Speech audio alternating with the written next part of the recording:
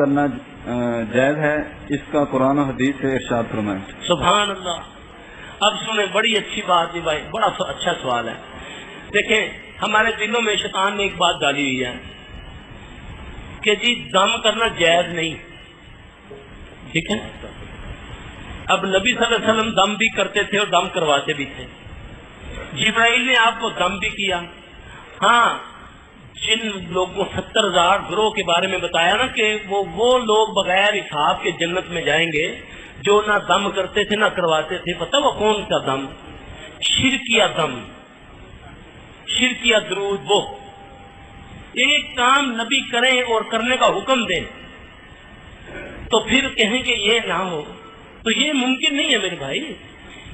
جو شرکیہ دم ہے اس سے جو بچتے ہیں، چاہے اس سے ظاہری بات کہتے ہیں نا مولوی صاحب تواڈے کول اتنا قرآن حدیث پڑھوایا، تسی 2 مہینے میں پڑھدا رہے، فرق